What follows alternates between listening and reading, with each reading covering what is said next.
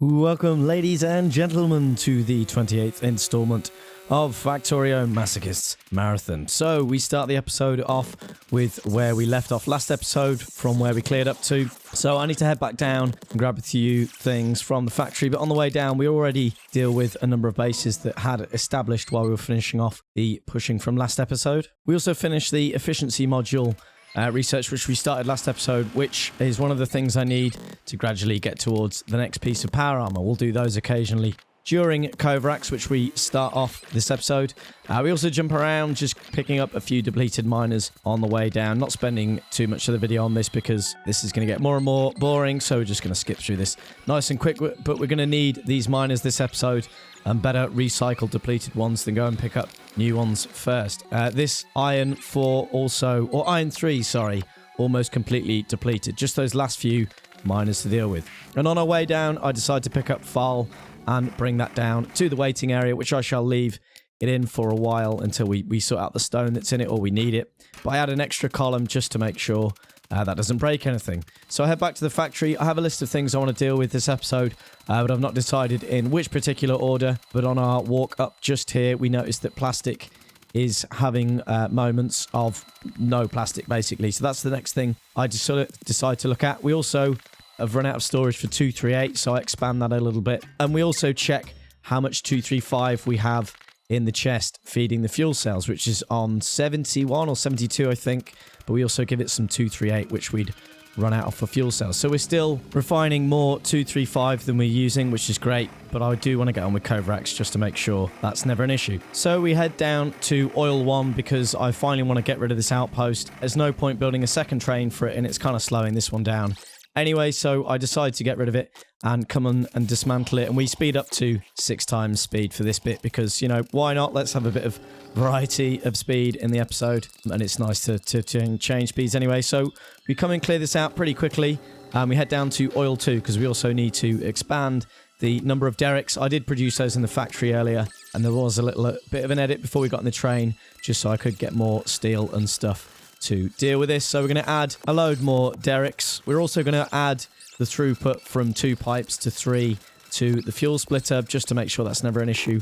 And one day we will add a load of modules to this, and that's where that will help. So I add a little group of them to this throughput here, pushing the turrets out. Also improving the defenses around here now that it's our sole supply of oil. There is a huge number of oil wells here, and it is going to be probably our main source of oil, to be honest, for the factory. One day I am going to do a plastics outpost, but we'll do that somewhere in the northeast where the linear track seems to be going. But yeah, we'll see. So I kind of just shoehorn these derricks, not really having any proper method of normal pipes and underground pipes. I think they've changed the way normal pipes just laid out work, so it probably would have been better not to use any undergrounds at all, really.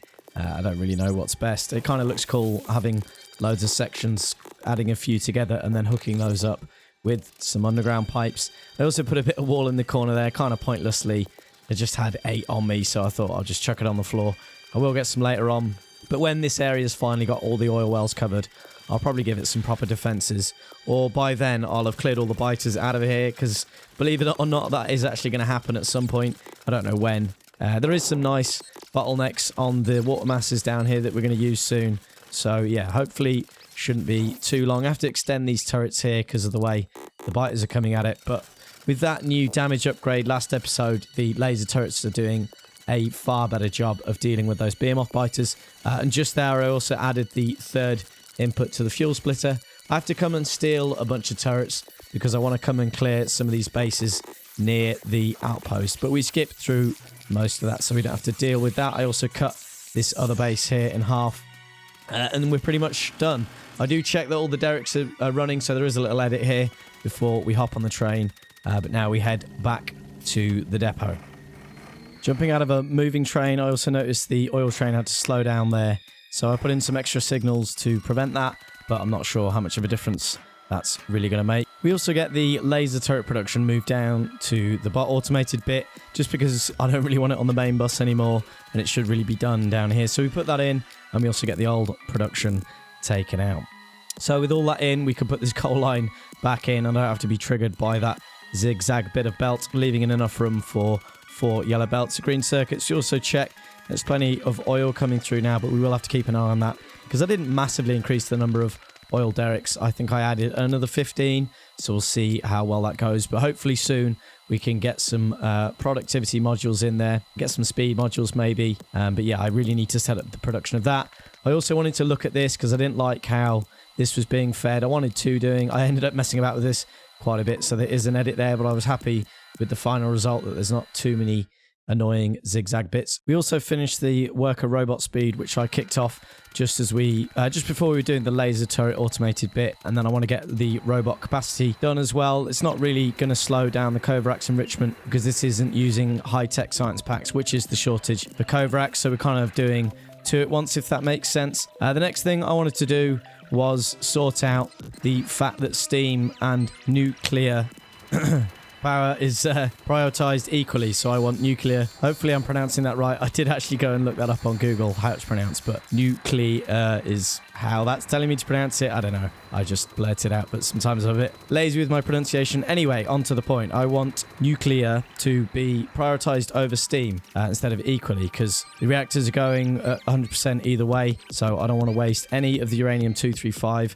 So I start off by putting in some steam tanks to act as a buffer for the steam, which will help us with any fluctuations, which then means moving these two engines up to the end of the row, which also means moving the defenses up. I then stick these medium poles in to power them, but they clash with the steam engines. But to be honest, I'll sort that out in a bit when I've sorted all the functionality out. So I've dropped down to normal speed here just so I can try and explain this and not rush the video. So this is from Thundergun's comment, which I really appreciate because I tried to get this to work before and it didn't work because of the way I was cutting the belts off. So part of his comment was to suggest moving the point in the belt that you're stopping closer, and I thought the closest point was the burner inserters themselves. So each row of burner inserters is hooked up to the tank. So my idea was, once the tank drops below a certain amount, enable the burner inserter. But then my confusion was how to hook up the steam tank as an indicator as when to switch steam on and off. And I'm guessing I need to put a pump in place, but then I'm assuming you still need to use an accumulator as the on-off switch as to when to let the steam power into the power grid and when not to. But at the time, I got really confused because I was just overthinking the whole thing. But I really want to get this working so that nuclear is used and steam only comes on when it absolutely has to. So we're fully using that 235. So to begin with, I put in a switch to basically come on when an accumulator drops below a certain amount. I then set the values on the burner inserters to enable when a steam tank drops below a certain amount to deal with any fluctuation for the steam, but it doesn't necessarily deal with the fluctuation for the switch. So I realized I need to isolate the steam engine, so we go around and do that. But I do realize that putting in that power switch kind of renders my whole burner inserter thing kind of pointless. So I decided to initially cut it off at the bottom there, but then I thought, no, we want the lasers to be on the main grid. So I come and disconnect these. But I realised those medium poles are still including those last engines, which past me does sort out in a little bit. I was just anxious to get this switch working right. So now with the steam isolated, you can see these fluctuations that will occur with the accumulator. Now this will work, but it's not exactly ideal because it's not nice it flicking on and off, and it's not very smart either. And at this point, I kind of want to be able to just message Thundergun and go, I'm completely confused and making an absolute mess of your comment. Please help. But yeah, that probably wouldn't be fair to him because I've been messaging him quite a bit because I really struggle with this stuff sometimes. So anyway, I come and deal with these medium poles finally in a very crude way, but to be honest, these defenses aren't going to be needed much longer, and I'll go into that later on. I then come back and look at these fluctuations. I stick a radar in there just to deal with the yellow icon on the steam engines, just because that slightly annoys me. I did make some accumulators earlier. I do want to make a load more, which we'll sort out in a bit, to increase the capacity, but that is in no way to fix this issue. So I decided to take a little break and go up and have a look at how to make, I think it's called an SNL latch, but basically what it'll do is when an accumulator gets down to 50%, it will switch the switch on and add steam back into the power grid. And then once the accumulator hits 100%, it will then switch it back off again, stopping that fluctuation, but also gives a certain amount of accumulator time so that nuclear can actually fill the the bursts back in, and it actually does it very well. We actually don't need steam very much at all. It's only when a certain number of laser turrets fire at a certain time that it actually gets down to 50%. A lot of the time, nuclear is actually able to deal with the full demand. Now, I do realise this whole thing deems my thing with the burner inserters and the tanks completely pointless. The tanks not being pointless because they work great just to provide the full amount of steam, but with the burner inserters, yeah, kind of pointless. So apologies, Thundergun, for butchering your suggestions. I did kind of want to set it up. I should have really done a test before recording, but hopefully you'll explain exactly what I've done wrong, because I would kind of like to understand which way to get this to work best. I do kind of like this latch though. With a few more accumulators to deal with the power demand, this could work quite nicely, but steam hardly has to come on at all. So we're going to leave this for a bit now. We don't want the whole episode to be done on me just messing around with the steam. So one of the other things I need to do is just make sure these turrets here have enough, because we do get attacked here quite a bit. But yeah, I am planning on clearing out all these biters very soon. They are getting very annoying. I'm either going to do it in a load of edited stuff like I usually do with biter slaying, but I have also been tempted to do a live stream of mostly just clearing biters and stuff. But again, that may also be a bit boring. So I may just keep live streams to Bob's Angels, as I did one last weekend. I really enjoyed it, and it's a nice way to keep Bob's Angels going. Someone did have a good suggestion. Apologies, I can't remember your name. But to make it available multiplayer and then just do a live stream of us all just messing around on it. So that might work well. The only problems there is my connection can barely deal with the upstream of streaming. It's great for download. I got a huge amount of bandwidth download. It's just my upstream is not very good. So hosting the multiplayer map as well as live streaming may not work too great, but the only way I can find out is to give it a test. So as per losing those turrets earlier, we do come and upgrade the defenses here because they're a bit naff. I never placed the walls very well. I never really considered this place to be attacked as much as it is. So I just come and add some extra defenses in here. But with the damage upgrade, these areas are less vulnerable. We also get attacked over in the west. So I decide I am going to be spending quite a bit of time up north. So it would be good to come and sort this out now rather than later. So we come and just check on our way as well. The amount of 235 we have, there's 69 in there. Whoa. So we've used 8 or 9 by my math since I've started recording. Believe it or not, it's been an hour's worth of footage roughly since we last checked that. So not too bad.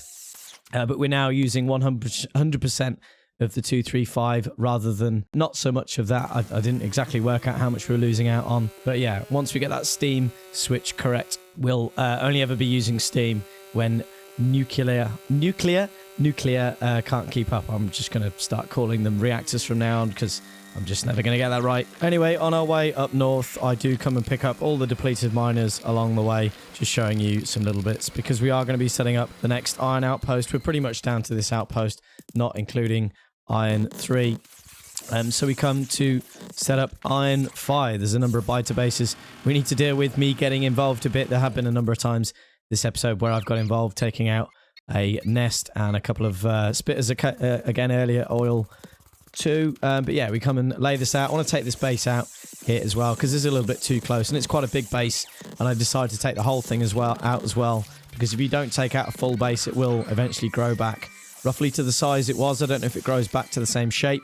Anyway, we get that all taken out, and I finally get a blueprint set up with medium poles for mining instead of my basic pole obsession, which is now pretty much ended. We do get attacked while doing it, and I lay some turrets, but forgetting to add the power in. And then I come along and just tidy up the turrets. I was going to think about putting walls in, but to be honest, with the turret upgrades and having them doubled up like this, we don't really need it. And I don't really bother putting on complete corners as well. So if they attack the corners, the edges of each row, take the biters on, and it works pretty well. Well, I hope it'll work pretty well. Anyway, I've not actually tested it, but in theory, I think it'll work well. And we come and lay out the station. Now, I probably just should have used the station in the foreman or whatever the blueprint thing is called now, but I forget it's there. But it doesn't include the Madzuri setup, so I get one made and we get that replaced in there and we label it station. We also get the worker cargo size completed, and we just check what the shortfall is, and it was actually blue science, which is due to a shortage of iron, which I will get onto very soon. We need to increase the amount we're smelting. I really need to upgrade to red belts as well, and extend the length of those smelters. But I kind of have something in my head that I just need to confirm on my test map before I do that. We also slowed the footage down here because we take a lovely look at the new real estate we have. So you can kind of see the bottlenecks in the water masses that I want to fill in now. I'm going to clear this entire area on the screen up to that lake in the north. That's what I kind of wanted to find. There's not enough iron patches, but we'll find some more soon. But yeah, soon I'm going to clear all of these biters out, and we're not going to have to worry about any of the ones in the northeast anytime soon. So I do something really stupid on the way down. I go and pull that neighborhood's worth of biters and spitters. I don't actually have any laser turrets on me, but we get those dragged back to copper, and I can safely drive back down now. So back at the factory, I realised the next thing I want to get done this episode, and that's to move the logistics storage all to this end of the main bus. Now, my reason for that is, in the future, this factory, this main bus factory, all it's going to be used for is A, to do science at the 1 cycle per second ratio. Once I've fed it with enough resources, hopefully we can even get it to that point, and to also basically create any kind of item I'd want. So I want to be able to pull up in the factory in a train, request some stuff in the logistics network, and have it grabbed straight out of those at the logistics storage for me right next to the station. So with the production all the way down here, I'd have to wait for it to come from these passive providers. So what I want to do is set these all to active providers, and then set limits on the inserters so that they only ever put them in the active provider to then get stored in the logistics system. Now, I understand there's going to be a bit of a delay for the item to actually reach the logistics system. That's fine. That doesn't bother me too much, but I do make a bit of a mistake, and it's not really any point having those cogs in the logistics system, although it might be handy to have maybe 100 or 2. So I might have one of those as an active, but mainly those are there to feed stuff being produced in that area. So it would make sense to actually have those as passive providers. So I do actually go back and change those in a minute when Past Me has that realization. So eventually we'll have everything made here, and I'll just be able to pop into the factory to come and grab a load of miners, a load of assemblers, or whatever it is we need to go and build an outpost.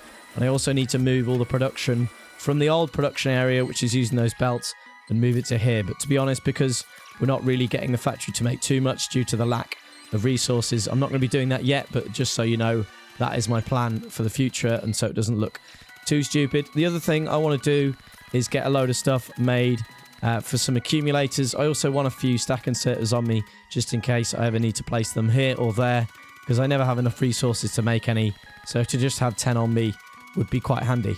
You can also see very occasionally, but due to the video being sped up, the power fluctuation. So everything flashing red is basically while the accumulator is dropping from 100 to 50%, it's not outputting enough power, and then when the steam kicks in, there's enough power throughput until the accumulator's full again. So my solution for that is to put a load more accumulators down, but as the factory gets bigger, that's not going to be a very good solution. So I still really need to find another way other than using that latch, or using that latch but not having to rely on the accumulators.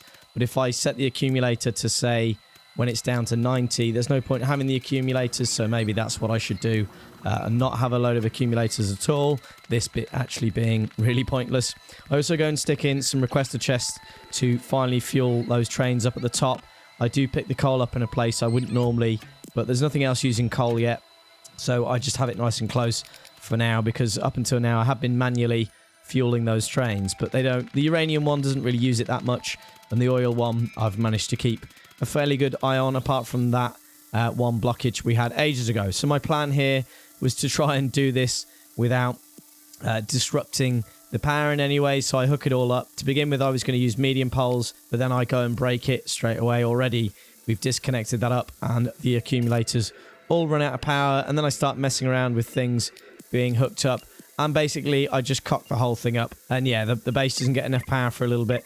Then we sort it out, then the game won't let me shuffle these around, or the picker mod won't, in particular because of the wires, but I don't understand why, because they're all nice and close, so I don't really get why it wouldn't let me shuffle them around there, because I wanted this whole area to be really neat. And then we skip ahead, because I realised I need to start using substations for this, really, and I also messed up the whole placement of accumulators, and the signal coming off it kind of breaks the latch, and the whole thing goes horribly wrong, and we start losing a load of stuff in the smelting area. I try and ignore it to begin with. I didn't even look at the alarm. Then for some reason the switch doesn't reach the accumulator when I took the wire out, even though it let me put it in before, which is all a bit annoying. I have to ignore this and go and deal with the smelting, but clearly I need to sort that area out properly. I need to sort out that latch, because the time where we're waiting for the accumulator to drop, there's not enough power coming through, and I don't want to put that value too close because it's just going to fluctuate anyway with that latch. But yeah, I need to sort out the steel smelters. I went to go get some stone and then realized I was right next to the smelting of stone brick. So we get those replaced and we head back to the steam power just to sort this out. But yeah, I'll probably get this fixed next episode after we've seen the comments for this one and see how I can best do it. I really want it so that the reactors are used over the steam, but we have a nice smooth transition between steam and nuclear, and we can't just have a switch doing that because it will just fluctuate like mad. I want something smooth like this SNR latch, if it is indeed an SNR latch, which I have to rebuild at this point because I kind of broke the whole thing, but at least I get it all done nice and neatly. I do it out here and then I move it in. Also, next episode I want to get on biter clearing up to the iron patch just north of the line that heads north before it goes east up in the northeast, if that makes any sense. Where it's at the stone patch before it heads over to that nice linear line heading up north, there's a nice iron patch around there which will make a fantastic steel smelting outpost. And then once that's in place and feeding the factory, what we can do is reuse the steel smelting columns in the factory to finally get those 8 columns of iron smelting done, or at least get it up to 8. Yeah, again, me trying to shuffle this in, not really working. So what I do is I just blueprint and get the bots to do it for me, effectively getting some of those wires for free. But we get the latch all hooked up. I kind of do a test here to show it, but there's not really enough power usage at actually draining it to take it back down to 50. But basically, when it gets down to 50%, the switch turns on, letting the steam in. The steam fills the accumulators back up to 100, and then the switch closes. The problem with that is while the accumulators are dropping that back down to 50, is there's not enough of them to meet the power demands, which would probably be solved by more accumulators. But is that really going to be the way to go further in the future? I kind of need a better solution. Anyway, we head up north because I was going to go and start doing the biter clearing for the steel outpost. But with all that said and done, that's going to be all we have time for. Thank you so much for watching. I do hope you have enjoyed. Please do come and join us in the next episode, that being the iron patch I was on about. Bye-bye.